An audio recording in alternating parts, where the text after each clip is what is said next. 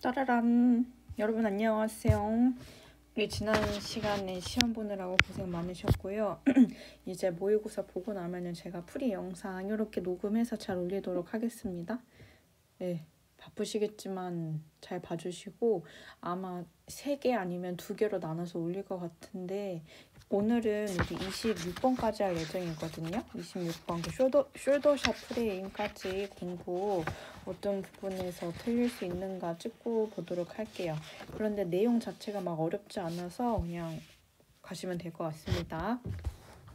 자, 봅니다. 여러분 혹시 말 한마디에 천냥빚도 갚는다라는 속담을 알고 계십니까? 말을 잘하면 어려운 일도 해결할 수 있다는 뜻이지요. 그런데 정말 말만 잘하면 될까요? 꼭 그렇지만은 않은 것 같습니다. 먼저 이와 관련한 실험을 소개해 드리겠습니다. 우선 초등학교 1학년 아이들 20명에게 남학생이 책상 사이를 지나가다가 여학생이 필통을 떨어뜨리는 영상을 보여주었습니다.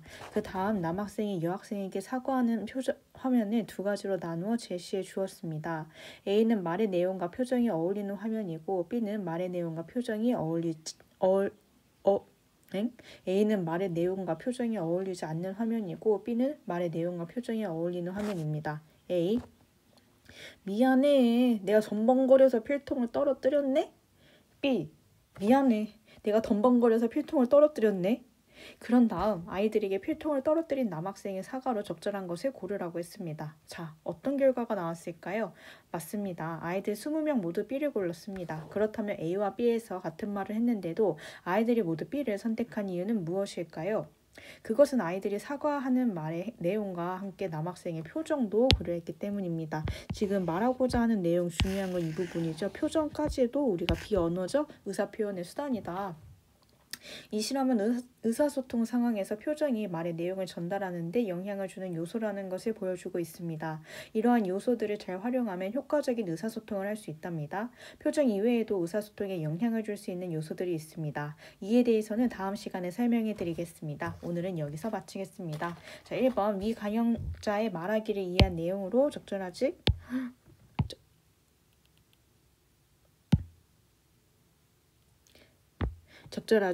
않은 것은 자, 관용 표현을 활용하여 얘들아 관용 표현 같은 경우는 우리가 알고 있는 그런 거 있죠. 속담, 사자성어 이런 것들을 다 관용 표현이라고 하거든요. 관용 표현 여기 나와 있죠.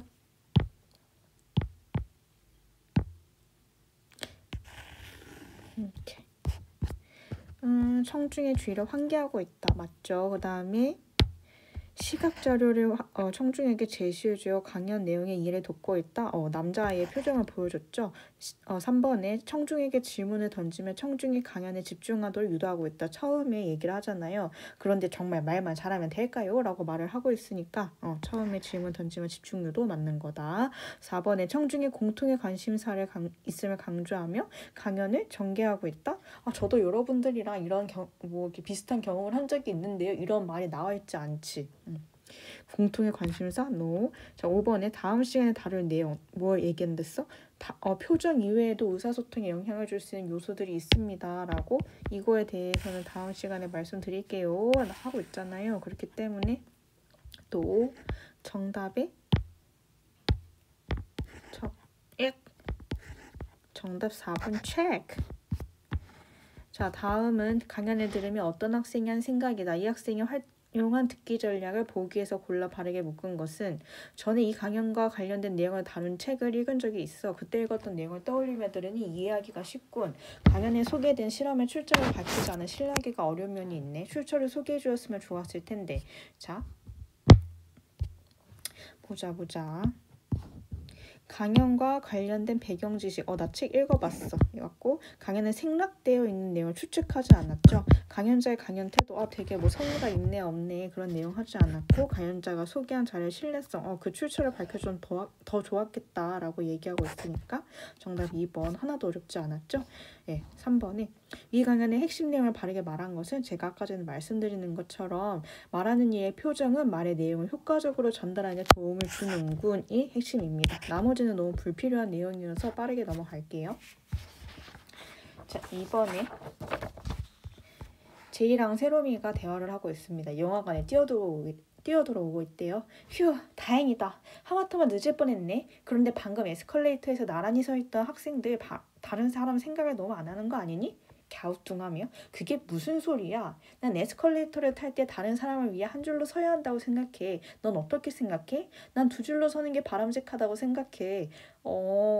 얼마 전 신문에서 봤는데 에스컬레이터에서 한 줄 서기를 하면 두 줄로 설 때보다 보행자 안전사고가 훨씬 많이 발생한대. 하지만 에스컬레이터에서는 한 줄로 에스컬레이터에서 걷는 것 자체가 사실 위험한 거야. 영화관에 안내방송 소리가 나온다. 누가 걷다가 발을 헛디뎌서 넘어지기라도 해봐. 여러 명이 다칠 수 있잖아. 삐. 다시 말해줄래? 에스컬레이터에서 걷다가 발을 헛디디면 여러 명이 다칠 수도 있다고. 하지만 바쁜 일이 있는 사람들을 배려하는 것도 필요하지 않을까? 그래, 너 말도 맞아. 때로는 바쁜 일이 있는 사람들을 배려할 필요도 있지. 하지만 난 사람들의 안전이 무엇보다 우선이라 생각해. 얼마 가지 않아서 이 둘은 여기까지 하겠습니다. 4번에 기억과 미음에 대한 설명을 적절하지 않은 것은, 자, 기억 한번 볼게요. 고개를 갸우뚱하는 거죠. 비언어적 표현. 갸우뚱. 너가 무슨 말을 하는지 모르겠어. 맞지? 상대방의 의견을 물으며 대화를 이어가고 있다. 니은, 넌 어떻게 생각해? 맞죠? 디귿. 얼마 전 신문에서 봤는데 매체에서 얻은 것. 자, 리을. 화제에서 벗어난. 에스컬레이터에서는 걷는 것 자체가 사실 위험한 거야. 대화에 매일 끊어지고 있는 건 아니고요. 그냥 자기 얘기를 하고 있다. 5번에. 근데 하지만 바쁜 일이 있는 사람들을 배려하는 것도 필요하지 않을까? 질문의 형식을 통해 너도 그렇게 생각하지 않아? 그렇게 하지 않아? 라고 동의를 구하고 있는 거 맞고 정답 4번이 됩니다. 지금까지는 너무너무 쉽죠? 자, 5번에 보기에서 설명하고 있는 내용을 적용할 때 A에 들어갈 말로 가장 적절한 것은, 상대방과 원활하게 대화를 나누기 위해서는 주변 상황이나 이걸 잘 읽었어야 돼. 그냥 이 정도면 잘 들어갔겠지가 아니라, 잘 여기 빈칸에 들어가겠지가 아니라, 주변 상황이나 상대방의 책임을 미루기보다는 이건 내 책임이다를 나타내는 표현을 사용하는 것이 더 바람직하다. 자, A. 너 나한테 지금 뭐라고 하지 않았니? 다시 말해줄래? 이거 보니까 이 자기의 책임인 게 드러나 있어요? 그렇지 않죠? X. 네 목소리 크기가 너무 작은 거 아니니? 남 탓하고 있죠? 3번. 안내방송 때문에 너 말이 잘 안 들렸어. 이것도 다른 주변 상황 탓을 하고 있으니까 틀렸고요. 4번에 에스컬레이터에서 여러 명이 어떻게 되었다고? 이거는 미안해. 못 들었는데 다시 말해줄래? 이런 것보다는 그냥 내가 해서 못했는데 이런 내용이 없잖아요. 그냥 다시 한번 이거는 상대방의 말을 되묻는 거지. 그래서 틀렸고 정답이 5번이야. 잠깐 다른 생각을 하느라 너 말을 잘 못 들었어. 근데 실제 대화에서 이렇게 말하면 얘는 잠깐 다른 생각을 해? 이래서 조금 마음이 상할 수 있겠지만, 어쨌든 간에 이 시험지 내용에서는 자신의 책임임을 나타내는 표현을 사용하는 게 더 바람직하다라고, 이걸 골라봐라라고 하니까 정답이 5번이 되는 겁니다. 자, 6번에서 7번. 다음은 진로 체험 활동 보고서를 쓰기 위한 활동이다. 자, A부터 볼게요. 체험 활동을 위해 사전에 했던 활동을 밝힌다. 학생이 쓴 글부터 먼저 볼까? 체험활동을 하기 위해 직업 길라잡이라는 책을 살펴보았더니 숲 해설가라는 직업이 눈에 띄었다. 그래서 이에 대해 좀 더 알아보려고 인터넷에서 숲 해설가에 대한 자료를 검사한 후 땡땡 국립수목원으로 진로체험을 다녀왔다. 그곳으로 간 이유는 땡땡 국립수목원에서 여러 명의 숲 해설가들이 활동하고 있었기 때문이다. 안내를 담당한 숲 해설가는 숲에 얽힌 이야기, 동식물의 생태와 그 가치에 대한 이야기를 친절하고 재미있게 해주었다. 숲 해설가는 숲 해설가가 되려면 숲과 동식물을 사랑하고 아끼는 마음을 지녀야 한다라고 강조했다. 그래서 숲 해설가의 자격을 갖추려면 숲 해설가 교육을 받아야 한다고 알려주었다. 숲을 체험할 때 방문객들이 버리고 간 쓰레기가 많아 눈살을 찌푸려야 했다. 숲 해설가는 참 매력적인 직업이라고 생각했다. 처음 해본 숲길 탐방이었지만 진로에 대해 좀 더 구체적으로 생각해 볼 수 있었던 좋은 기회였다. 앞으로 다양한 숲 체험 활동에 더욱 적극적으로 참여하고 숲이나 동식물과 관련된 책들을 폭넓게 읽어야겠다. 자, A와 B 중에서 A부터 E까지 윗글에 쓴 글에 반영되지 않은 것은 고르면요. 정답 몇 번이었죠?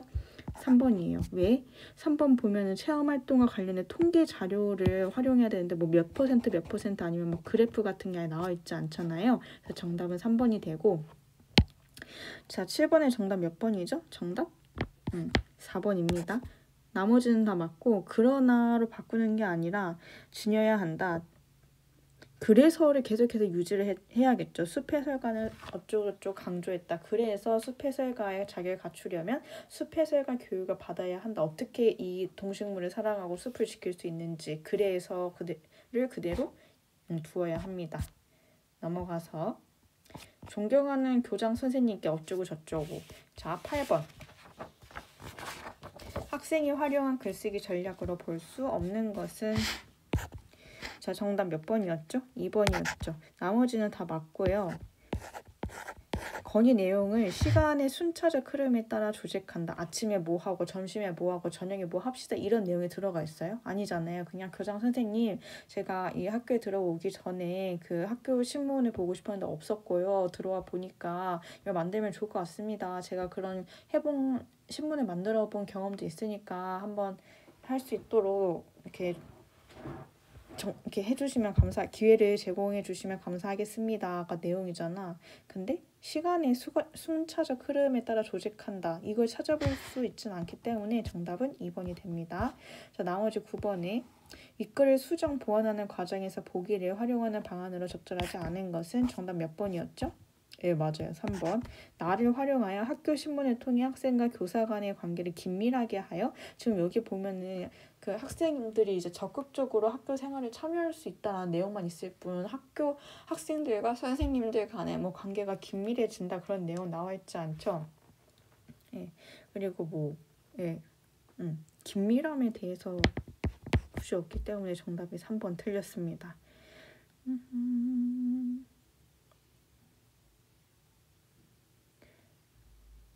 좋아요. 넘어갈게요. 그리고 그 뒤에 경쟁력에 대해서 잠깐 말을 하고 싶은데, 입학 전에 이제 그 신문을 보면 이 학교에는 뭐가 있고 이 학교에는 뭐가 있고, 우리가 도서평설에서 그 보는 고등학교 정보처럼 찾아볼 수 있겠죠. 그래서 경쟁력을 높일 수 있다는 내용은 맞기는 하지만, 지금 우리가 보는 이 지문에는 경쟁력에 대한 내용 자체에 대해서 언급하고 있진 않고, 또 추론까지 할 필요는 없는 문제라 뒤에 여기서부터 여기까지 명제는 굳이 다루지 않았어요. 일단 앞에서부터가 틀렸기 때문에. 자, 그럼 10번에 조건을 고려해서 A에 들어갈 내용을 작성한다고 할 때 가장 적절한 것은, 첫 번째, 건의 내용을 강조할 것, 비유적 표현을 활용할 것. 중요한 건 비유적 표현이야. 자, 1번. 비유 없는 거 다 빼. 우리 학교. 그럼 비유가 지금 들어가 있는 게 활력소랑 자화상이랑 자유발언대야. 그러면 여기서 이제 건의 내용을 강조해야 되는 거야. 이거 만들어 달라고. 4번부터 볼게요. 우리의 활동에 빠짐없이 기록될 수 있도록 학교 신문 편집 인원을 더 늘려주십시오. 아니지. 이미 존재하지도 않는데 자신의 의견을 발표할 수 있는 기회를 마련해 주십시오. 학생 기자가 아닌 다른 학생들도. 아니죠. 정답 3번. 자, 문법입니다. 자음 두 개가 음절 끝에 놓일 때 둘 중에 하나의 자음이 탈락하는 현상을 자음권 단순화라고 한다. 다음 그림은 칙과 같이 끝소리에 위치한 두 자음 중 앞에 있는 자음이 탈락하여 뒤에 있는 자음만 발음되는 현상을 시각화한 것이다. 자, 반면 다음 그림은 기억과 같이 끝소리에 위치한 두 자음 중 뒤에 있는 자음이 탈락하여 앞에 있는 자음만 발음되는 현상을 시각화한 것이다. 자, 그럼 여기 기억에 들어갈 수 있는 단어로 적절한 것은 쓰쇼, 각, 삼, 갑, 넉, 갑, 닭.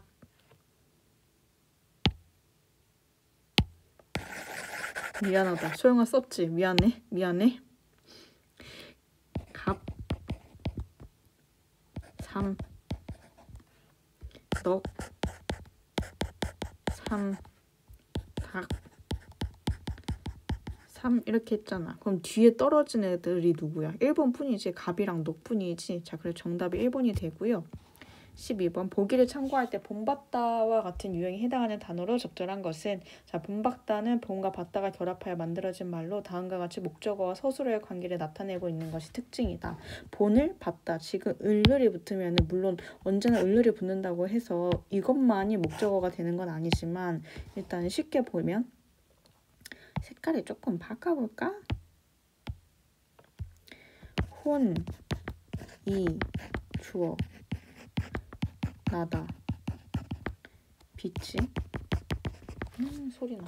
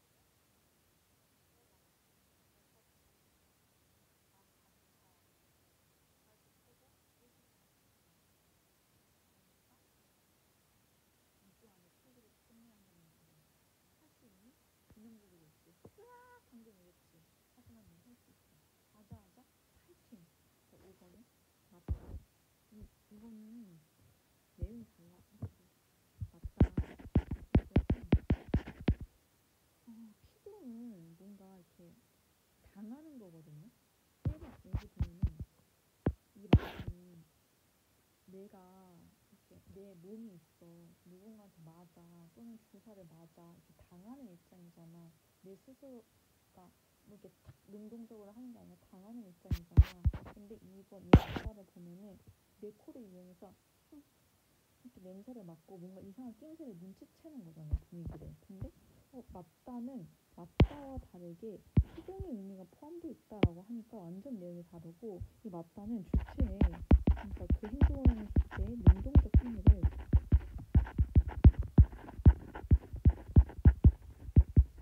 나타내는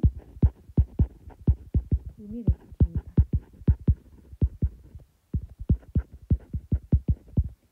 자, 아래 5. 4번이 조금 헷갈렸을 수 있어.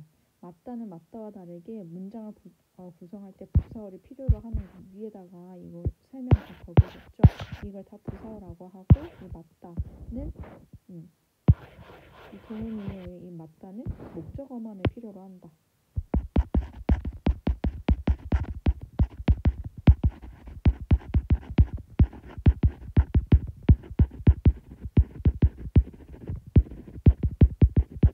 이렇게 잘했어. 자, 이제 지문 들어가 볼게요.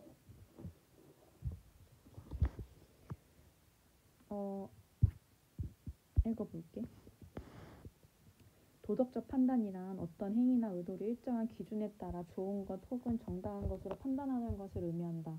그런데 도덕적 판단의 기준은 사람이 성장하면서 달라질 수 있다. 형광펜 쳐. 사람이 성장하면서 도덕적 판단의 기준이 달라진다는 거야. 어린아이가 어른이 되어가면서 한 살씩 한 살씩 먹으면서 그게 달라진다는 거야. 도덕성 발달 단계를 연구한 콜버그는 사람들에게 하인즈 딜레마를 들려주고 하인즈의 행동이 옳고 그름에 대한 질문을 하였다. 그리고 그는 사람들의 대답에서 단순하게 예 혹은 아니요라는 응답에 관심을 둔 것이 아니라 그 판단 근거를 기준으로 도덕성 발달 단계를 전 관습적 수준, 관습적 수준, 후 관습적 수준의 세 수준으로 나누었다. 오늘은 여기다가 동그라미 1 그런 거 하지만 내용 쉬우니까. 그리고 이를 다시 세분화하여 총 6단계로 구성했다. 콜버그가 구성한 가장 낮은 도덕성 발달 단계는 전관습적 수준이다. 이 수준은 얘들아 여기 나오는 전은 무엇을 의미하겠어? 앞전자를 의미한다. 이 수준은 판단의 기준이 오로지 행위자에게 미치는 직접적인 결과와 연관되어 있기 때문에 자기중심적인 단계라고 할 수 있다. 자, 얘들아 글을 읽을 때 중요한 것은 글 자체를 읽는 것도 중요하지만 이런 글을 읽을 때 나의 경험을 같이 결부시켜서 읽는 것도 중요해. 물론 논리적인 글, 추론 같은 글은 그 내용, 글에서 말하는 그 내용만을 가지고 계산해서 풀어야 하지만 인문이나 사회 같은 경우는 예시를 들어가면서 내가 평소에 겪었던 경험을 토대로 연결지어서 읽으면 훨씬 이해가 빨라져요. 하여튼 여러분도 지금 이 글을 읽으면서 머릿속에 떠올리셔야 되죠. 어렸을 때 내 모습이 어땠고 그런 미성숙한 모습을 보이는 어린이들의 막 5살, 6살 그런 모습을 떠올려야 한다는 거야. 이 수준은 판단의 기준이 오로지 행위자에게 미치는 직접적인 결과와 연관되어 있기 때문에 자기중심적인 단계라고 할 수 있다. 이 수준은 다시 2단계로 구성이 된대요. 뭐가? 전관습적 수준이 다시 2단계로 구성이 된대. 가장 낮은 도덕성인 1단계에서 판단의 기준은 처벌이야. 너 혼나? 너 이거 하면은 엄마한테 혼나? 이렇게 하는 거 있잖아요. 처벌이다. 글 읽을 때는 꼭 이렇게 막 형광펜 많이 치고 안 해도 돼요. 처벌이다. 벌을 받으면 나쁜 것이고 칭찬을 너무 잘했어. 화장실 가서 응가했어. 잘했어. 칭찬을 받으면 좋은 것으로 인식한다. 2단계에 도달하면 자신의 이익의 판단의 기준이 된다. 한 7살, 8살만 돼도 뭐가 자기한테 더 이득이 되는지 생각할 수 있죠. 즉 자신의 욕망을 충족하는 것을 옳다고 간주한다. 이거는 굉장히 전관습적이야. 어리다는 거야. 전관습적 수준을 넘어서면 대다수의 사람들이 속하는 관습적 수준에 다다르게 된다. 대다수의 사람들이 여기에 속한다고 했으니까 대부분 많은 사람들이 관습적 수준에 머무르거나 그치, 머무르는 경우도 있을 수 있겠지. 대다수의 사람이 여기에 속한다는 거니까. 성장을 하면서 어른이 됐는데 니은에 멈출 수도 있고 더 하는 사람은 디귿까지 간다고. 이렇게 이 수준에서는 행위자에게 미치는 결과를 고려하는 것에서 벗어나 사회 집단이 국가의 기대를 따르게 된다. 이렇게 하세요, 저렇게 하세요. 국가가 정해주는 것. 관습적 수준의 첫 단계, 3단계에서는 자신이 속한 사회 구성원들이 동의하는 것을 좋은 것으로 인식을 한다. 자, 즉 사회에 속한 사람들이 추구하는 것이 도덕적 판단의 기준이 되어야 하는 것이다. 뭐 이렇게 해야 되고 저렇게 해야 되고 4단계에 이르면 모든 잘잘못은 법에 의해 판단되어야 한다고 생각하면 왜냐하면 3단계 같은 경우에는 대부분의 많은 사람들이 동의를 했어도 그, 뭐라고 해야 될까? 사회에 속한 사람들이 추구하는 것이 도덕적 판단의 기준이 되잖아. 근데 이거를 좀 더 확실하게 한 게 4단계라는 거야. 그 모든 이들이 완전하게 동의를 한 것. 3단계를 사람들이 따르긴 따르지만 그 따를 때에도 약간의 의문점을 가지고 있잖아요. 근데 법으로 만든다는 것은 그만큼 국민들이 동의를 했고 또 국민들의 손으로 뽑은 국회의원들이 그 법을 만들었으니까 그 자체로서 정당성을 갖는 거거든요. 그래서 4단계 이르면 모든 잘잘못은 법에 의해 판단되어야 한다고 생각하며 어떤 이유에도 허용하지 않는다. 질서 유지를 위한 법의 준수가 도덕적 판단의 기준이 되는 것이다. 근데 조금 더 간다는 거야. 관습적 수준을 넘어서면 후관습적 수준에 도달하게 된다.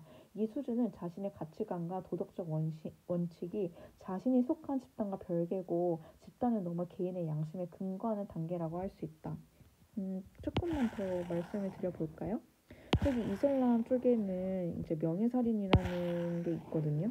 여러분도 아실 테고 저도 수업 시간 때 얘기를 한 것 같은데 명예살인 맞아 우리 이거 얘기했었어. 명예살인 같은 경우에는 이제 뭐 한 여성이 뭐 아버지가 허락하지 않은 남성과 결혼을 했다. 뭐 연애를 했 아니면은 결혼 전에 연애를 했다. 또는 뭐 자기가 춤을 추는 모습을 찍어서 뭐 틱톡이나 SNS 등에 올렸다 또는 불륜을 저질렀다. 물론 불륜을 저지른 거는 도덕적으로 비난받을 수 있지만 그것 때문에 죽어야 하는 일은 아니잖아요. 근데 사람들은 그렇게 그 여성을 죽이잖아. 근데 누군가는 그 여자에게 돌을 던지지 않을 수도 있어. 왜? 도덕이 법률도 그렇고 사람들의 생각도 그렇고 그건 잘못됐다고 여겨지는 거여서 다 돌을 던지지만 내가 개인적으로 생각했을 때는 그게 아니라는 거지. 이거 가지고서 저 사람의 소중한 목숨을 빼앗을 필요는 없다라는 거지. 후관습적 수준의 첫 번째 단계, 5단계 이르면 법의 합리성. 법이 진짜로 이게 합리적인 법이야? 누군가의 괜히 그 국가를 유지한다는 명목으로 누군가에게 피해를 주고 있는 건 아니야? 법의 합리성이 도덕적 판단의 기준이 된다. 법이 합리적이지 못할 경우 법적으로는 잘못이지만 도덕적으로는 옳다고 판단하는 것이다. 결혼 전에 뭐 이슬람 그쪽에서 연애를 한다고 해서 그럴 수 있지. 도덕적으로는 그 사람의 사랑이기 때문에 옳은 건데 그러면 안 된다고 법이 한다고 해서 그게 무조건 따라야 하는가? 법의 합리성을 의심하는 거예요. 근데 여기에 6단계도 속해져 있습니다. 도덕적 판단은 스스로 선택한 양심의 결정을 따르는 것이라고 인식한다. 그러면은 나는 내가 법과 이런 걸 다 떠나서 그 남들에게 피해를 주지 않는 선에서 나의 양심과 그 결정을 따르겠다. 따라서 법이나 관습과 같은 제약을 넘어 인간 존엄, 생명 존중과 같은 본질적 가치가 중요한 판단의 기준이 되는 것이다. 콜버그 이론의 특징으로는 우선 인간의 도덕성 발달이 단계에 따라 순차적으로 이루어진다고 보았다는 점을 들 수 있다. 그냥 어느 날 갑자기 얘기가 태어나는데 어머니 인간은 누구에게나 인권을 가졌기 때문에 천부 인권이기 때문에 인간을 존중해야 됩니다가 아니라 처음에는 막 자기만 생각하고 막 굉장히 이기적인 모습을 보이더라도 나이가 들면은 남을 한번 좀 돌아볼 수 있는 그렇게 발달 단계를 거치게 된다. 즉 사람은 각 단계를 순서대로 거쳐간다는 것이다. 여기서 키워드는 순서대로라는 그 단어예요. 그리고 도덕성 발달은 자기 수준보다 높은 도덕적 난제를 내가 만약 2단계에 머무르고 있어 3단계의 난제를 스스로 해결하는 과정에서 이루어진다고 보았다는 점을 들 수 있다. 아까 여기서 중요한 게 반복되는 단어가 있다.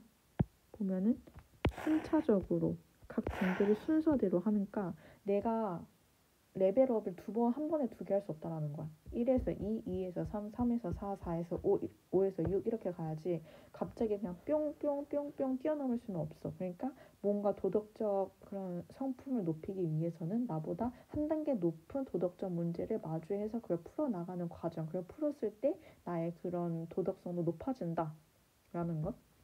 하여튼 이러한 콜버그 이론은 도덕성 발달을 이끌어줄 수 있는 유용한 도덕 교육의 틀을 제시했다는 점에서 가치가 있다. 자 뒤에 가볼게요. 16번에 윗글에 대한 설명으로 가장 적절한 것은 정답 몇 번일까요? 그렇죠. 1번이에요. 나머지는 다 틀렸으니까 보지 않을게요. 혹시나 얘들아 문제 보다가 이 강의를 듣다가 이상한 점이 있잖아. 그러면은 포스트잇이나 이런 데 적어놔. 16번에 2번 그 설명 불충분 선생님한테 다시 물어봐야 함 이렇게 적어놓고 만약에 설명이 부족하면 다시 한번 말씀을 주세요. 자, 17번에 보기는 윗글에 소개된 하인즈 딜레마에 대한 콜버그의 연구 과정을 정리한 것이다. 드디어 나온다. 하인즈 딜레마가 무엇인지 A와 B에 들어갈 내용을 바르게 묶은 것은 하인즈 딜레마. 하인즈의 부인이 암으로 죽어가고 있었다. 부인을 살릴 수 있는 약은 같은 마을에 사는 어떤 약사가 만든 약뿐이었다. 그런데 그 약사가 원가의 10배나 되는 가격을 책정했기 때문에 하인즈는 그 약을 구입할 수가 없었다. 하인즈는 약사에게 약을 싸게 팔거나 외상으로라도 달라고 간청했지만 거절당했다. 절망을 느낀 하인즈는 그날 밤 약방을 부수고 들어가 부인을 위해 약을 훔쳤다. 하인즈의 행동은 옳은 것인가? 왜 그렇게 판단했는가? 지금 중요한 건 여기 단계입니다. 오늘따라 예쁜 색이 참 많네. 이 단계예요. 2, 3, 4, 6단계야. 저 2단계 아까는 뭐라고 했지? 자기의 욕망에 대해서만 얘기하는 것. 2단계. 욕망 충족. 자신의 욕망망은 필기하삼 충족. 3단계. 이제는 관습적 단계잖아요. 마을 사람의 비난을 받고 4단계. 관습이긴 관습인데 법에 의한 관습.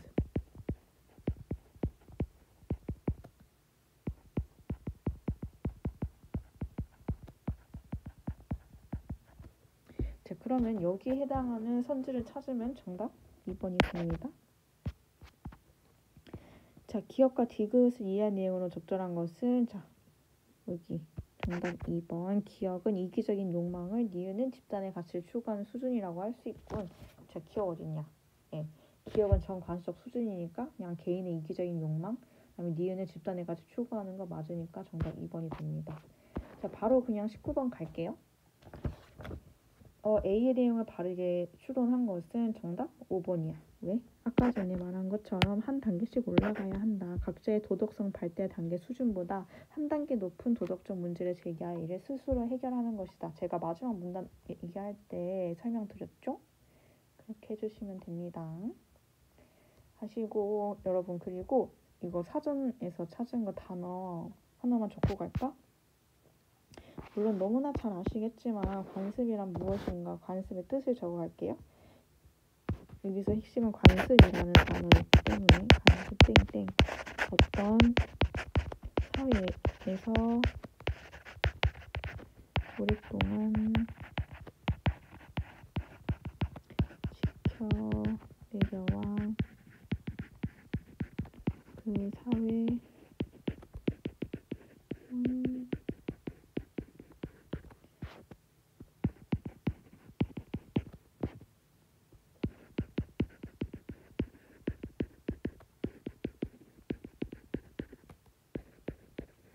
단어를 보니까 좀 더 이해가 되시나요? 관습적 수준이라고 하면은 사람들이 다 오케이 인정 이러고 있는 건데, 전 관습적 수준은 그 사람들이 공유하고 있는 거기에 들어가지 못했고 후 관습적 수준은 거기에서 벗어났다라는 거야.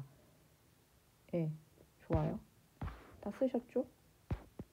네. 넘어가. 패스. 20번.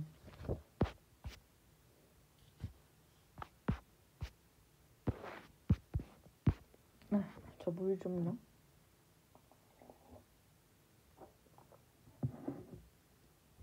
소리는 진동으로 인해 발생한 파동이 전달되는 현상으로 이때 전달되는 파동을 음파라고 한다. 음파는 일정한 방향으로 나아가려는 직진성이 있고 물에 부딪히면 반사되는 성질을 갖고 있다. 음파는 주파수의 크기에 따라 고주파와 저주파로 나뉜다.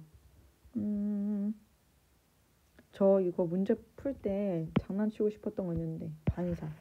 무지개 반사 이렇게 치고 나간다는 거죠. 반사. 네, 죄송합니다. 고주파는 직진성이 강하고 작은 물체에도 반사파가 잘 생기며 물에 흡수되는 양이 많아 수중에서의 도달 거리가 짧다. 반면 저주파는 직진성이 약하고 작은 물체에는 반사파가 잘 생기지 않으며 물에 흡수되는 양이 적어 수중에서의 도달 거리가 길다. 이거는 멀리 있는 큰 참치 같은 거 잡아야겠네요. 음파는 파동을 전달하는 물질의 밀도가 높을수록 속도가 빨라진다. 그래서 음파의 속도는 공기 중에 비해 물속에서 훨씬 빠르다. 또한 음파의 속도는 물의 온도나 압력에 따라 변화한다. 일반적으로 수온이나 수압이 높아질 경우 속도가 빨라지고 수온이나 수압이 낮아지면 속도는 느려진다. 300m 이내의 수심에서 음파는 초당 약 1,500m의 속도로 나아간다. 한편 음파는 이러한 속성을 바탕으로 어업과 해양 탐사, 지구환경 조사, 군사적 용도 등으로 폭넓게 사용된다. 음파를 활용하는 대표적인 예로는 물고기의 위치를 탐지하는 어군 탐지기와 지구온난화와 관련된 실험을 들 수 있다. 어군 탐지기는 음파가 물체에 부딪혀 반사되는 원리를 이용한 기기이다. 고갯배에서 발신한 음파가 물고기에 부딪혀 반사되는 방향과 속도를 분석하여 물고기가 있는 위치를 알아낸다. 예를 들어 어군 탐지기가 특정 방향으로 발신한 음파가 0.1초 만에 반사되어 돌아왔다면 목표물은 발신 방향으로 75m 거리에 있음을 알 수 있다. 일반적으로 가까운 거리에 있는 물고기를 찾을 때에는 반사파가 잘 생기는 고주파를 사용한다. 작은 물고기도 여기에 걸리겠죠? 이에 반해 먼 거리에 있는 물고기 떼를 찾을 때에는 참치 도달거리가 긴 거주파를 사용한다. 음파를 사용하면 지구온난화 연구에 대한 기초자료를 얻을 수도 있다. 미국의 한 연구팀은 미국 서부 해안의 특정 지점에서 발신한 음파가 호주 해안의 특정 지점에 도달하는 시간을 주기적으로 측정하였다. 이를 통해 연구팀은 수온이 지속적으로 높아지고 있다는 결론을 내렸다. 연구팀은 이러한 결과가 지구온난화를 입증할 수 있는 증거 중의 하나라고 주장하였다. 자, 문제 보겠습니다. 20번 윗글을 통해 알 수 있는 내용이 아닌 것은 정답 몇 번? 정답은 5번입니다. 멀리 있는 물체일수록 반사파가 잘 생기지 않죠. 이거 반사파 양이 많으려면 어디여야 돼요? 고주파여야 된다. 고주파가 반사파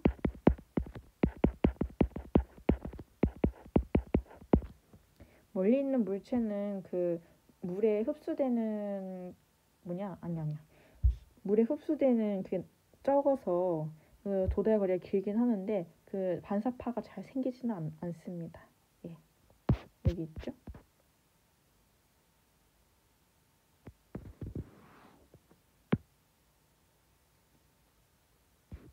저주파는 직진성이 약하고 작은 물체는 반사파가 잘 생기지 않으면 물에 흡수되는 에너지가 수중에서 도달거리가 길다.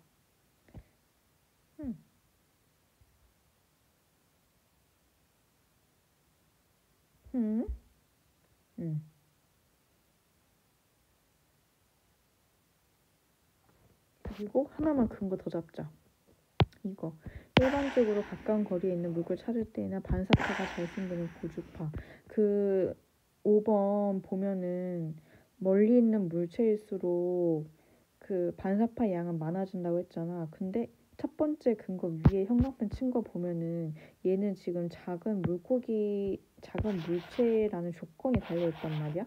그래서 이것만 보면은 멀리 있는 물체일수록 반사파 양이 많아진다고 볼 수 있지 않나요? 작은 물체 하나인 거니까 저주파도 그러지 않을 거라는 보장이 있나요? 라고 할 수 있겠지만 아래에서 근거 하나만 더 잡아보면 일반적으로 가까운 거리에 있는 물고기를 찾을 때에는 반사파가 잘 생기는 고주파를 사용한다가 저 1번 근거와 연결이 되어서 조금 뒷받침을 해주고 있거든요. 그래서 정답이 5번이 되는 겁니다. 예. 그래서 문제를 소급법으로 풀더라도 나머지가 다 맞고 틀린 거는 왜 틀렸는지 어차피 남는 거 하나를 고르는 거잖아. 근데 걔가 왜 틀렸는지 정확하게 말할 수 있어야 돼요. 21번. 자, 보기 A와 B에 대해 설명한 내용을 적절하지 않은 것은 고주파, 저주파. 자, 정답 몇 번이지요? 4번이지요. 지금 고주파가 직진성이 약하기 때문에 가까운 곳에 있는 물고기를 찾는 데 이용되는 걸 강하기 때문에. 자, 니은을 고려하여 기억의 결과를 추론한 내용으로 가장 적절한 것은 음파의 도달 시간이 짧아진다. 왜? 수온이 높아지면은 그 빠르게 간댔잖아요. 음파가. 그러니까 그 지구 온난화를 증명하기 위해서는 바닷물의 수온도 올라가야 되는데 그 점점 짧아질수록 바닷물의 수온이 올라갔다는 걸 증명하는 거니까 정답이 5번이 됩니다. 자, 23번 니글을 읽을 때 사용하는 독서 전략으로 가장 적절한 것은 정답 4번입니다. 핵심 제재, 고주파와 저주파 그런 음파들의 속성을 사실적으로 이해하며 읽는다. 원래는 26번까지 하려고 하였으나 컨디션 이행조로 인해 여기까지 하겠습니다. 내일 또 만나요. 안녕.